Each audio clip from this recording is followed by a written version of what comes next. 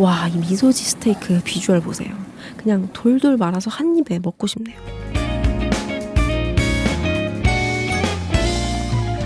안녕하세요. 오늘은 미야코지마에서 꼭 가봐야 할 맛집 3곳을 소개해 보려고 합니다. 동양의 하와이라 불리는 미야코지마. 소개부터 보실 분들은 더보기란 확인해 주세요. 미야코지마라는 섬이 생소하실 수도 있는데요. 위치는 일본의 오키나와 현에 속하지만 우리가 아는 그 일본 쪽보다는 대만에 더 가까운 섬이에요. 섬을 둘러싼 에메랄드빛 바다가 유명해서 미야코 블루라고도 불리는데요. 저도 이 바다색을 보고 반해서 가게 됐습니다.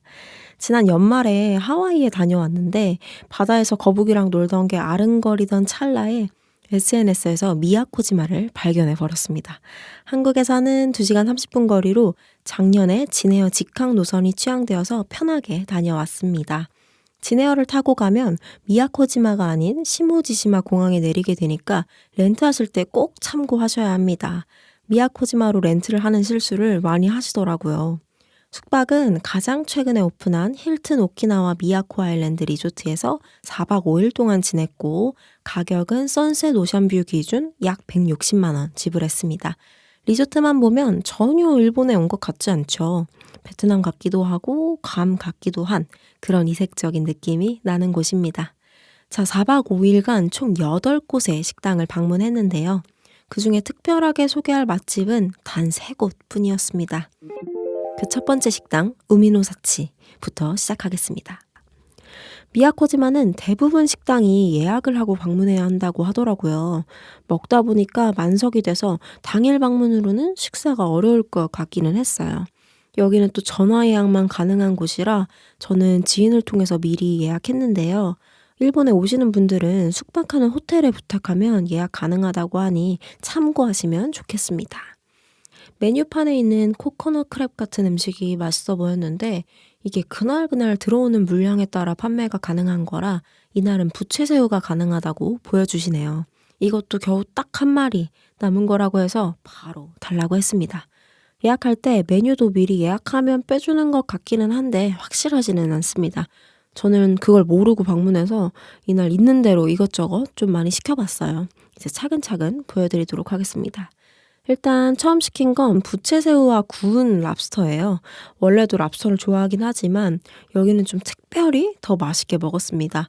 얼마나 고소한지 영상으로 향을 전달할 수만 있다면 진짜 공유하고 싶은 고소한 버터향이 물씬 풍깁니다. 랍스터 살은 또 얼마나 오동통한지 입안 가득 부드럽게 씹히는 맛이 예술이었어요. 저는 제 인생 랍스터라고 자부할 수 있을 것 같았는데요.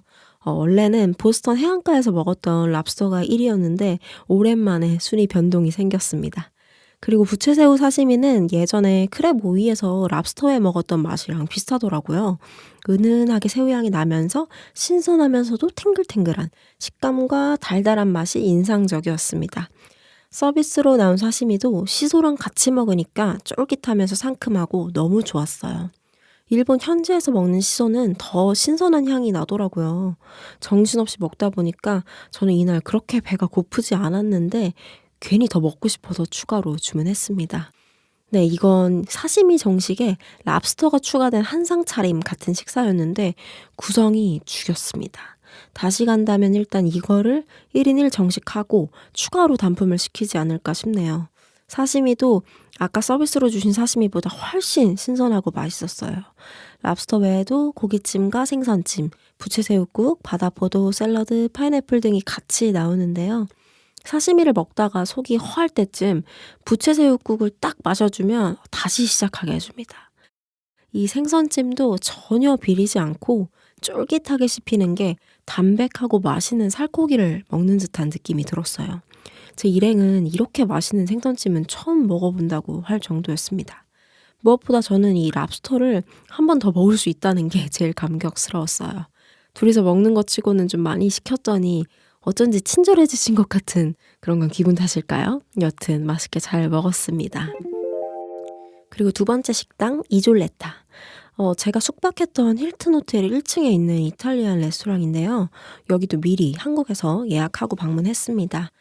창밖에 노을이 예쁘게 진다길래 해지는 시간에 맞춰서 예약했는데 애석하게도 여행 기간 내내 흐리고 비가 와서 해 한 번을 못 봤다는 슬픈 이야기 전해드립니다.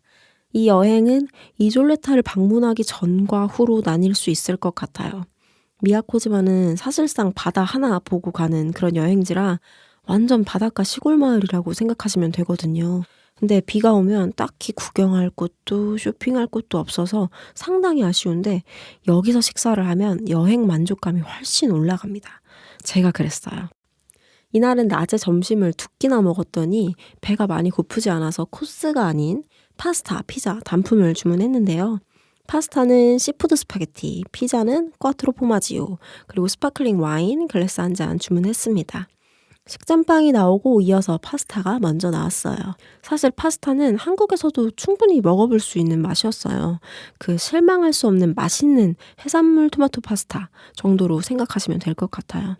파스타 안에 들어있는 오징어가 특히 맛있었던 기억이 납니다. 그리고 이제 피자. 와, 이거 진짜 맛있습니다. 식당 들어올 때부터 큰 화덕이 있어서 피자가 좀 궁금하긴 했거든요. 치즈가 일단 엄청 진하고 토핑 위에 꿀을 뿌려서 고르곤졸라 느낌도 나고 완전 감동의 맛입니다. 이 피자를 먹기 전과 후로 이 여행의 퀄리티가 달라지는 것 같았어요.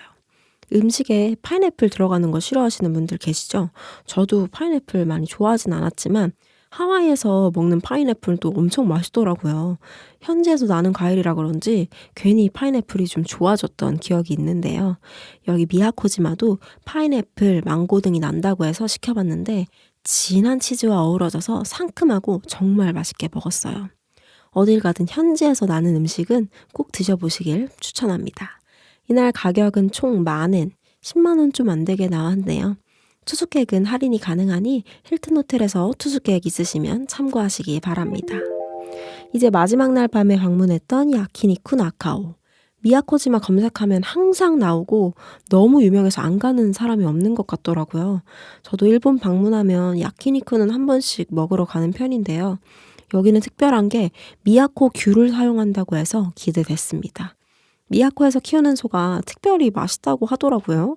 게다가 제가 지금 소개한 식당 중에 구글 평점도 가장 높았어요. 그래서인지 벽에 연예인 사인도 엄청 많습니다. 기대되는 마음으로 미리 예약한 자리를 안내받았는데요. 기호에 맞게 먹을 수 있는 야키니쿠 소스, 소금, 후추, 마늘, 된장, 간장 등도 구비되어 있어서 편하게 먹을 수 있었습니다. 각 테이블에 있는 키오스크로 주문하면 되는데 영어로도 설정할 수 있고 무엇보다 사진이 함께 첨부돼 있어서 메뉴를 주문하기가 다른 식당보다 훨씬 수월했습니다. 사람들이 많이 오는 만큼 준비가 되어 있는 듯 했어요. 고기 외에도 돌솥 비빔밥, 순두부찌개, 김치 등이 있어서 여행 중에 한국 음식이 그리울 때 오셔도 좋을 것 같다는 생각이 듭니다. 그래서인지 여행 내내 한국 분들을 많이 못 봤는데 여기서 한국어를 제일 많이 들었어요. 저희는 일단 오키나와 맥주인 오리온 생맥 2잔과 무설, 갈비살, 설로인, 미소지 스테이크 등을 주문해 봤는데요. 시원한 오리온 생맥으로 목을 축이며 고기를 기다려줍니다. 먼저 우설은 사람에 따라 호불호가 많이 갈리는데 소혀의 앞부분이냐 뒷부분이냐에 따라 식감이나 맛이 달라요. 좋은 우설을 먹어야 맛있다고 하는데 그 중에서도 혀의 뒷부분을 먹어야 맛있습니다. 이날 먹은 우설은 상당히 맛있었는데요. 보통 앞부분은 고무같이 질기다고 하는데 여긴 식감도 부드럽고 냄새도 나지 않았어요. 우설을 경험하고 싶은 분들은 여기서 드셔보셔도 좋을 것 같습니다. 와, 이 미소지 스테이크 비주얼 보세요. 그냥 돌돌 말아서 한 입에 먹고 싶네요. 기름기가 올라오니까 영롱하게 빛나서 아주 저를 자극하는데요. 양념장에 콕 찍어서 와사비 얹어 먹으면 고소하면서도 풍부한 육즙이 입안 가득 퍼지면서 사르르 녹아 없어집니다. 일본 소는 한국 소보다 더 기름진 편인데 이게 기분 나쁘게 느끼하지 않고 고소해서 진짜 맛있더라고요. 미소지는 그 중에서도 소의 어깨 쪽 살이라고 하니까 드셔보시길 추천드립니다. 이어서 구워지는 부위는 갈비살. 저는 뼈에 가까운 부위 살일수록 육향이 진해서 좋아하는 편이에요. 이 갈비살도 부드러운데 향이 잘 살아있어서 고기 먹는 느낌이 물씬 나고 제일 만족스러웠습니다. 근데 일행은 갈비살보다는 스테이크가 더 맛있다고 하네요. 취향 차이니까 이것저것 드셔보시고 마음에 드는 메뉴를 추가하는 걸 추천드립니다. 이제 마지막, 설로인. 따뜻한 숯불에 이불을 덮은 듯한 비주얼이 장난 아니네요. 이날은 모처럼 비가 안 오는 날이어서 미리 예약했던 스쿠버 다이빙을 하고 식당에 방문했는데 바다에 들어갔다 와서 그런지 더 맛있게 느껴졌어요. 설로이는 도쿄에서 먹었던 와규랑 가장 비슷한 느낌이었습니다. 부드럽게 녹아내리는 바로 그 맛. 이 집은 마지막 날에 여행을 마무리하는 기념으로 오기 좋은 식당인 것 같아요. 자, 정리를 해보자면 우미노사치는 미야코에서만 먹을 수 있는 음식이라 특별하고, 이졸레타는 한국에 와서도 계속 생각나는 피자. 의외죠. 일본인데 웬 이탈리안 피자가 생각나는지 저도 의외였어요. 그리고 야키니쿠 나카오는 여행을 잘 마무리하기 좋은 맛있는 식당이라고 할 수 있겠네요. 다음에는 더 맛있는 영상으로 찾아올게요. 테이스트 이시 좋으시다면 구독과 좋아요 부탁드립니다. 다음에 만나요.